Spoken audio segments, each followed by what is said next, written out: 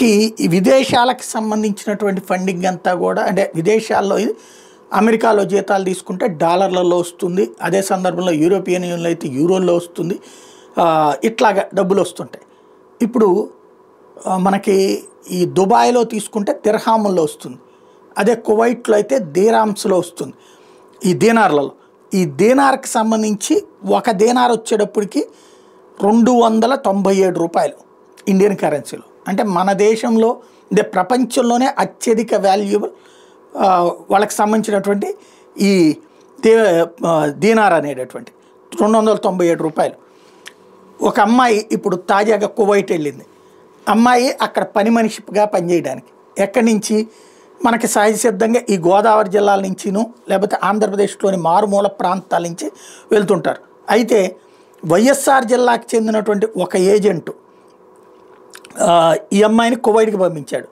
ఎంతకయ్యా అంటే 150 దీనార్లు ఇస్తారని చెప్పి అక్కడికి వెళ్ళాక 100 దీనార్లు ఇచ్చారంట.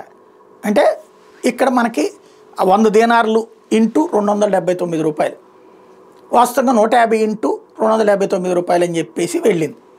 తీరా చూస్తే అక్కడికి వెళ్ళాక 100 ఇచ్చేటప్పటికి అదేంటి అని అడిగితే ఆ యజమానులు కొట్టారు. కొట్టి ఈ అమ్మాయికి ఈ అమ్మాయి నిలదీసింది. నిలదీసేటప్పటికి పిచ్చి పట్టిన అమ్మాయి అని చెప్పేసి పిచ్చి ఆసుపత్రిలో చేర్పించారు. ఇప్పుడు ఆ అమ్మాయి అక్కడ పోలీసులకు కంప్లైంట్ చేస్తే ఇక్కడికి వచ్చింది. ఇక్కడ మన సమస్య ఏంటంటే ఓ 25,000, 30,000, 40,000 రూపాయలు అక్కడ లెక్కలేసుకుందాం. ఇండియాలో పట్టణాలలో ఇవాళ రోజున ఆ డబ్బులకి మనుషులు దొరక్కల్లాడుతున్నారు. ఇళ్లల్లో పనులు చేయడానికి వాడు బోల్డ్ అంతమంది కావాలి.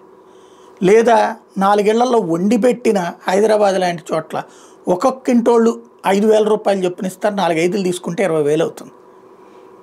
అదే సందర్భంలో పని చేసుకున్న 5,000 రూపాయలకి తక్కువ రావట్లేదు. చేసుకుంటే హైదరాబాద్ లాంటి చోట్ల చేసుకుంటే, బెంగళూరు లాంటి చోట్ల చేసుకుంటే, ఈవెన్ విజయవాడ లాంటి చోట్ల చేసుకున్నా కూడా 3-4 వేలకు తక్కువ ఎవరు దొరకట్లేదు. అసలు 3-4 వేలకు దొరకట్లే విజయవాడ, గుంటూరు లాంటి చోట్ల. మనిషికి ఎంత అని చెప్పి చేస్తున్నారు. అట్లా కాకుండా ఇంటికి ఎంత అని చెప్పేసి తీసుకున్నా వస్తుంది. కానీ అట్లాంటి పరిస్థితులలో వీళ్ళు వాడరు. ఎంతసేపటికి విదేశాలకు వెళ్తే అక్కడేదో లగ్జరీ అన్నటువంటి చూపెడతారు. అక్కడ పని మనిషిని మనల్ని ఎవరు తక్కువ చూడరు. ఆ ఇంట్లో వరకు అట్లుంటాం, బయటికి వెళ్తే మనం మహారాణులు మహారాజులు అన్నటువంటి. అక్కడికి వెళ్ళి ఎవరిని పలకరిస్తాం, ఏం చేస్తాం అక్కడ. బట్ అక్కడ ఇంకా ఓ రకంగా బానిస బతుకులు బతకాలి. ఇక్కడ మన ఇళ్లలో దర్జాగా మన దగ్గర పనిచేసేటప్పుడు కూడా సగర్వంగా పనిచేసుకోవచ్చు. అక్కడ అట్లాగా తల వంచుకు బతకాలి. అయినా పోతున్నాం. మళ్ళీ ఇట్లాగ ఇబ్బంది పడుతుంటారు, ఇరకాటంలో పడుతుంటారు. ఈ విచిత్రమైనటువంటి ట్రాప్ మాత్రం ఎప్పటికీ పోదు.